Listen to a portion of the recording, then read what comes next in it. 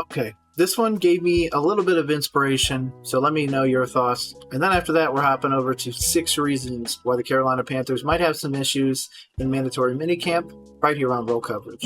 Hey, I thought it was all over. Nope. They roll coverage.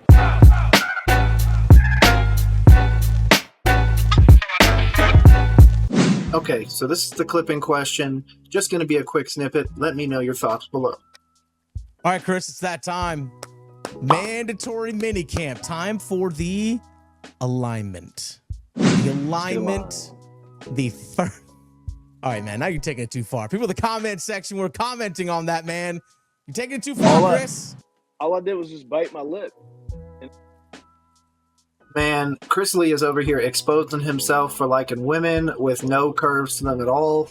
But regardless, let's talk about alignment. Okay, so alignment is obviously going to be a big word now that we are in the offseason, getting into a mandatory minicamp. But what does alignment really mean? Now, when we get it juxtaposed to the 2023 Carolina Panthers season, this 2024 season is starting off with rocket fuel. We have a head coach, a offensive coordinator, wide receivers coach, offensive line coach, everybody that has not only worked together, they're all pushing in the same direction. They all want the same thing. They want Bryce Young to improve. So we've invested a lot. You can obviously see in the draft class, we've invested quite a bit in the offensive side of the ball. We've also brought in some pieces on the defensive side of the ball as well. Now, with this new alignment, as they were pointing out, that also means that nobody is actively working against Dave, hopefully. Hopefully, of course. Now, David Tepper kind of always has his hands in things, and I will forever believe that he always has his hands in things. He just gets better at hiding it. But I'm giving Dave the opportunity. I want Dave to improve. I want Dave to succeed more than most of the other Carolina Panthers fans because, again, I called that Dave would be with my Carolina Panthers in December. Over a month and a half before he was ever even hired to be the Carolina Panthers head coach. So again, I have my own instilled thoughts on Dave McCandless. But now that everything's aligned and we don't have anybody actively working against Dave, 2 games is not the floor anymore. 2 games got Reich fired. And 11 games, actually. So to be honest, Dave needs, I think, 6 wins. 6 wins is where I keep coming back to. It's where I made my previous video of where I thought that Canals would need 6 wins. But that's because of this alignment as well. When Matt Rule came in and everything like that, he brought in a pretty aligned coaching staff, and they were able to build over time. We didn't give that to Reich, nor Wilkes, for that matter. So with that, if Dave does not succeed with the offensive weapons he wanted as an offensive coach, with an offensive scheme, with gutting parts of the defense in order to afford the offense with those 2 new offensive linemen. We obviously bring in Brant Tillis, the wizard from the Kansas City Chiefs as well, to be our capologist and everything like that. Again, I also did a whole video on him where I said that he would be a key to unlocking certain things. But it's not going to happen in one season. And that's where we, as Carolina Panthers fans, have to accept. This alignment that they were talking about takes time to build. Fortunately, however you want to see it, get the opportunity to see what Reich was going to do long term. But you know what? That's the old way of playing the game. Let's move into the new way of playing the game, the way that Dave Canales does it. I just want you as Panthers fans to look inside and hold Dave Canales to a bar higher than you held Frank Reich, or the way that you talk about the way that you held Frank Reich. Because there's so many people now at this point that are just like, man, he was the worst, he was this, he was that, and just ignore the circumstances. Hey, he wasn't going to succeed given the circumstance, and I understand. I don't think Dave could have survived last year either if he was the head coach. And again, if anybody wants to try and say that he would, then we're going to go back into the speculation of when last year I was told that I couldn't speculate that what CJ Stroud would do on my Panthers, but now people are saying, oh, Dave would have won 5 games with this Carolina Panthers team. Or with last year's, I'm sorry. So I love the alignment, as he did, the board alignment. I love it. That's what I want. But at the same time, I need to hold you to a higher standard now, and that's okay. Now, my concern going into the offseason was wide receiver group, of course. Secondary. I still don't believe in our secondary. I know we have Jonathan Cooley from the Rams, but I just don't believe in the secondary yet. That's just me. I'm going to need to see it again on the field before I believe it. Pass rush, I think, is going to be really terrible. I'm not saying that it was some great thing last year, but I think it's definitely going to suffer. Brian Burns is going to be a big part of that. I think he's going to excel in New York, and we're going to regret getting rid of him, especially because he's going to be 25 this year. But in general, those were my concerns. Wide receiver, secondary, pass rush. Not in that order. I'd probably go secondary first, then wide receiver core, then pass rush. Now that we shored up the offensive line, that kind of removed that as a concern for me as a fan. But we're going to hop over to the Charlotte Observer. We're going to see what they thought. And on top of that, we're going to read the entire article because I want you guys to actually understand that. And just so you know, this was written by Mr. Mike K. I'm going to see if I can. Oh, it's not letting me zoom in. That is okay. Okay, so here we go. This one is 6 Carolina Panthers minicamp storylines will improved wide receiver depth help. Oh, jeez. Help Bryce Young. I don't know why I can't speak right now. Carolina Panthers will wrap up their offseason program this week with mandatory minicamp. This was actually posted this morning. During those practices, the Panthers will finalize their preparation for training camp ahead of the summer break. Unlike the 10 workouts during organized team activities, this week's attendance is enforced by the league. Players who choose to skip the practices this week will be subject to fines for their absences. So here are 6 storylines to follow during the final week of off-season program. Okay. Again, shout out Mike K with the Carolina Panthers. I will make sure that this article is linked in the description below. Nice and easy. I don't want it to be anything too crazy.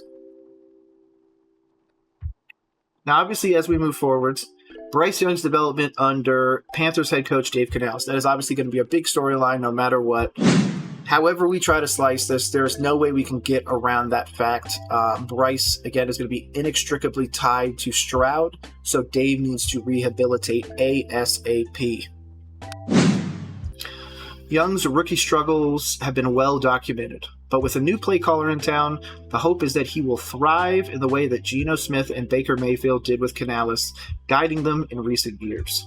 Canales is the overarching tutor for Young, as he will be the primary voice in the quarterback's ear throughout his second offseason and beyond. Young has noticeably opened up his passing range during the offseason program. Last season, largely due to the collection of an uneven playbook, unreliable passing weapons, and an unstable offensive line, Young limited his targets mostly to the short to intermediate areas of the field. Canales wants to mix and match his weapons and push the ball down the field while training Young to get rid of the ball quickly. Now, the one thing we kept hearing from Dave is 2.7 seconds. We need the ball out in 2.7 seconds. And I understand that that's league average for amount of time to throw. But last year, Bryce had 2.85 seconds, the 10th most time to throw of anybody in the league, and was the worst starting quarterback in the league that played all the games. So I really need to see something from Bryce. I really need to see something from Dave. I really need to see something from those wide receivers to show me that we are moving in the right direction. While Young will never be hit in a practice, at least on purpose, the Panthers can work on his timing and efficiency in the pocket during the week before the break. Young has earned praise from Canales for his attention to detail and his eagerness to improve, and Carolina would benefit from wrapping up their offseason program with the quarterback in full command of the offense. I would agree. That's what we need to do. He needs to fully understand it. There was the time last year where he didn't want to wear a wristband. So I think it's going to be one of those things where he's got to wear a wristband. He's got to be able to deliver the play call, do his, looks at the defense, do his adjustments, and then get the play executed. That was a big concern last year about where we're getting plays in with 10 seconds and he doesn't have enough time to audible and really get stuff going. Carolina's wide receiver group needs to step up. Again, this is my concern as well. Panthers GM Dan Morgan was aggressive in his pursuit of improving the wide receiver depth chart this offseason. The team made a shrewd trade to add former Pro Bowl Pro Bowl pass catcher in Deontay Johnson to the mix in March. Morgan then traded up into the first round of April's draft to bring in Xavier Legette as a big target for Young. Those two weapons on paper should vastly improve the passing game. Johnson and Legette complement each other well, and they should also bring out the best in Adam Thielen, who was Young's lone dependable target last season. Along with that trio, the Panthers still have last year's second-round pick Jonathan Mingo, as well as Terrace Marshall, not Terrace Marshall, and Amir Smith-Marset. They've also brought in an intriguing undrafted rookies like Sam Pickney and Jalen Coker, who I'd made a short about. I really like Jalen Coker. I think he could be an interesting one. Longtime Canales pupil David Moore can also provide experience, competition, and depth. In order for Young to thrive, the aforementioned wide receiver depth chart needs to come alive. Legette dealt with a hamstring injury during OTAs, but he could return to the field this week. Johnson, who missed some of the OTAs workout, could also jump back into action. It is important that newcomers show that they have enhanced the dreadful passing game from last season. Young needs a new group to step up and the returning group to improve, or he will continue to struggle in year 2. I would agree as well. Again, they're going to move on to my next part that I also talked about, the secondary. J.C. Horn's just such an interesting one, played only 22 of 51 games. The secondary is really a tough one for us. Again, Troy Hill, brought in Dane Jackson, DiCaprio Boodle. It's going to be a really interesting part. The defense, if you've seen some of my other videos, I think that with our offense increasing quite a bit, the defense is going to have to take a back seat. I just don't. We've always been able to not have both at the same time. And when we did have both, we went to a Super Bowl. So that tells you quite a bit. I don't think, obviously, we're going to the Super Bowl this year. So I think this is going to be one of those years where the defense kind of slumps a little bit. And we're like, oh, no, now we need to invest more in the defense. So I think it's just going to kind of go back and forth like a pendulum. This is another one that I'm a little bit concerned about. The running back committee is a work in progress. I know I said I was going to read all these, but, man, some of these are just stuff that you know. If you're a Carolina Panthers fan, you know we brought in Pitt. You know we have Jonathan Brooks, Chuba Hubbard, Miles Sanders, we had Blackshear, all those guys. So the running back room is an interesting one. Now, if you also remember, one of the things that Dave Canales talked about is the need for us to have a good run scheme while opening up the play action. That's why he got Jatavian Sanders. He could throw up a quick block and then fade off to the side and then be wide open for a pass because they're not going to be expecting it. So I'm expecting a lot of those easy completions. So when it comes to Bryce's stats last year, I need a substantial increase. I need a substantial increase when it comes to touchdowns as well. Vegas, as we've talked about before, only has Bryce at about 18 and a half touchdowns. That's not good enough. I'm sorry. So with all these issues that we're seeing, the offense shouldn't be the problem. And then obviously the kicker issues we've been having. And then pass rush, the other thing I talked about. So yeah, with the trade departure of Brian Burns. So everything that I said was what the Charlotte Observer is also talking about. Secondary, wide receiver group has a lot to prove. Remember, the Steelers gave away Deontay Johnson for basically nothing because they weren't going to pay him because they didn't like him anymore. Yes, he's a technical receiver. He's got some footage with the route god. So he's got some people out there that are working with him. Same thing with Xavier. But I need to see it on the field. This Carolina Panthers team has been sold to us year after year after year.